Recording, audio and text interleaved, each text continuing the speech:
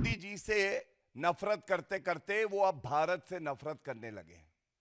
यहां के नागरिकों से वो नफरत करने लगे हैं। मोदी जी को वो अपनी क्षमता से, जो उनकी लोकप्रियता बची नहीं है, उससे हरा नहीं सकते, इसलिए विदेशी ताकतों का वो सहारा लेते हैं। और मैं बड़ी जिम्मेदारी से कहता हूं, इसीलिए राहुल गांधी भारत से, संविधान से, नागरिकों से गद्दारी कर रहे हैं। जो स्थिरता भारत में हमने देखी है पिछले लगभग अब 11 साल होने आए हैं, यह स्थिरता कांग्रेस पार्टी को पसंद नहीं है, क्योंकि उनको दलाली की और रिश्वत लेने की आदत पड़ गई थी। तमाम देश प्रेमी पत्रकारों ने, कई संगठनों ने यह बात उठाई और बड़ी जिम्मेदारी से उठाई कि ये विदेशी शक्तियां जो हैं, ये भारत की चुनावी प्रक्रिया में हस्तक्षेप करती हैं, और हस्तक्षेप ये सोच के करती हैं कि कैसे देश का गौरव, विश्व के सर्वोच्च लोकप्रिय नेता नरेंद्र मोदी जी को हटाया जाए। तो सबसे पहले तो चिंताजनक ये क्यों है, मैं इस पे आपका ध्यान आकर्षित करता हूं। India is an independent sovereign nation. संप्रभुता भारत की हमारे अंदरूनी मामले में कोई विदेशी ताकत क्यों हस्तक्षेप करेगी। और यह और चिंताजनक तब हो जाता है जब कांग्रेस पार्टी नेता प्रतिपक्ष राहुल गांधी, जो कि संविधान की शपथ लेते हैं, वो देश विरोधी गतिविधियों में संलिप्त पाए जाते हैं। It is worrisome that leader of opposition, the party in opposition, the Congress party and Rahul Gandhi, who have taken oath under the Constitution to preserve the integrity and sovereignty of our country, are indulging in anti-India activities and activating and acting as a stimulus for anti-India forces to interfere in the pure and pristine electoral process of our country. बड़ी लाजमी सी बात है, ऐसा वो क्यों करते हैं? सबसे पहला कारण यह है कि मोदी जी से नफरत करते करते वो अब भारत से नफरत करने लगे हैं। यहां के नागरिकों से वो नफरत करने लगे हैं।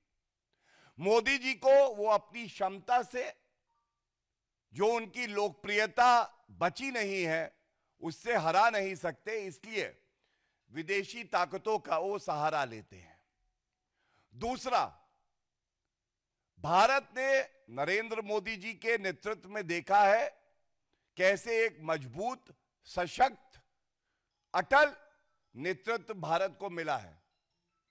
यह राहुल गांधी को कतई पसंद नहीं है, और मैं बड़ी जिम्मेदारी से कहता हूं, इसीलिए राहुल गांधी भारत से, संविधान से, नागरिकों से गद्दारी कर रहे हैं। और अभी मैं आपको इसका प्रमाण आगे और दूंगा। तीसरी बात, जो स्थिरता भारत में हमने देखी है पिछले लगभग अब 11 साल होने आए हैं, यह स्थिरता कांग्रेस पार्टी को पसंद नहीं है, क्योंकि उनको दलाली की और रिश्वत लेने की आदत पड़ गई थी, जिसका प्रमाण मैं आपके समक्ष रखूंगा।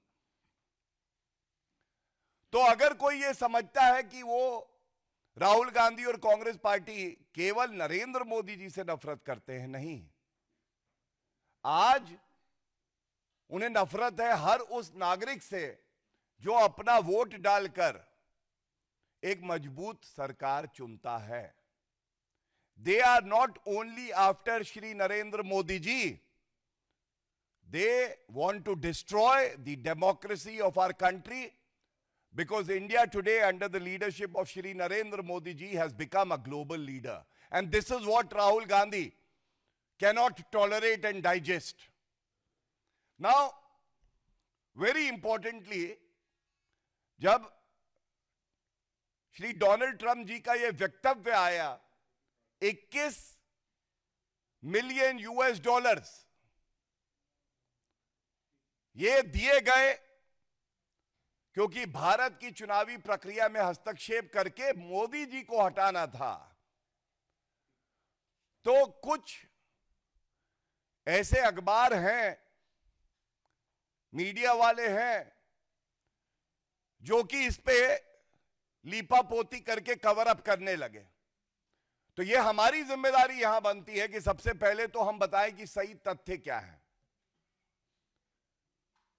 सबसे पहले देखिए, एक ट्वीट है, जब अमेरिका के राष्ट्रपति जी ने कह दिया तो उनसे बेहतर जानकारी तो किसी को हो नहीं सकती, पहली बात। दूसरी, DOGE, department of government efficiency, ये बहुत इंपॉर्टेंट बात मैं आपके समक्ष रख रहा हूं, क्योंकि मुझे पता है गांधी परिवार के चाटुकार भ्रम की राजनीति करने में बहुत आगे हैं और फैला रहे हैं कि ऐसा नहीं वैसा नहीं, चोर की दाढ़ी में तिनका। तो ये ट्वीट दिखाता हूं मैं आपको, और जिसमें क्या लिखा है, तमाम ऐसी संस्थाएं और देश जहां पे हस्तक्षेप हुआ, और उसमें एक लाइन लिखी है, including 22 million US dollars for inclusive and participatory political process in Moldova, जिससे हमें कोई लेना देना नहीं। लेकिन दूसरा, and 21 million US dollars for voter turnout in India. It's a verified handle जो गवर्नमेंट एजेंसियों को मिलता है एक्स पे। 21 मिलियन यूएस डॉलर्स ये वहां की जो मिनिस्ट्री है वो कह रही है। तो अमेरिका के राष्ट्रपति और उनका department of government efficiency, DOGE, दोनों ये बात कह रहा है। क्या इसका उत्तर कोई देगा? अब जो बात आती है, ये तो इसलिए प्रमाण दिया कि जब हम अपनी बात आगे बढ़ाएं तो जो सवाल हम पूछने जा रहे हैं, और मुझे पता है कि राहुल गांधी में इतना दमखम नहीं है कि वो इसका उत्तर दे दें, लेकिन जो हमारी जिम्मेदारी है वो जिम्मेदारी हम पूरी करेंगे और तथ्यों के आधार पे करेंगे। एक बात और मैं उजागर कर दूं, एक रिपोर्ट और आई है कि जो फैक्ट चेकर्स हैं, fact checkers, so called fact checkers, जिनके तार जुड़ते हैं गांधी परिवार से, उनका काम फैक्ट चेकिंग नहीं है।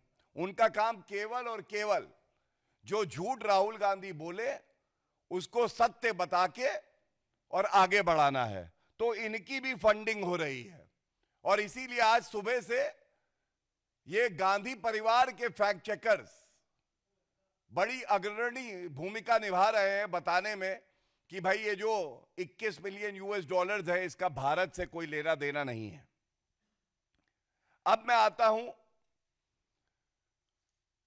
उस पार्ट पे जो गंभीर सवाल हैं, जो ये साबित करते हैं कि राहुल गांधी देश से गद्दारी करते हैं, और उनकी चुप्पी केवल एक निष्कर्ष तक पहुंचाती है, और वो निष्कर्ष है कि राहुल गांधी ने कसम संविधान की चाहे ली हो, लेकिन मन ही मन वो कसम ले चुके हैं, ठान चुके हैं कि भारत को कमजोर करना है, भारत के लोकतंत्र को कमजोर करना है। सबसे पहले इस पूरे प्रकरण में भी जो नाम सामने आ रहा है, वो नाम आ रहा है जॉर्ज सोरेस। जॉर्ज सोरेस, फिर से, मतलब मैं अगर कहूं गांधी और सोरस, गांडोज, ये तस्वीर है, ये पूरे भारत में हर कोई कह रहा है। और ये इसलिए उठा रहा हूं कि शर्म नहीं आती इन लोगों को। जॉर्ज सोरोस को भारत का ठेका देना चाहते हो तुम। तुमसे सवाल पूछा कि भाई ये जॉर्ज सोरोस अंकल कौन है, राहुल गांधी के मुंह से एक शब्द नहीं निकला। लेकिन हां, राहुल गांधी, पहली तस्वीर देखिए, इलान ओमर, ये तस्वीर देखिए। जिसको जिसको भारत से नफरत है, राहुल गांधी को उससे बहुत मोहब्बत है। ये इलान ओमर से मिले थे जब ये विदेशी धरती पे थे।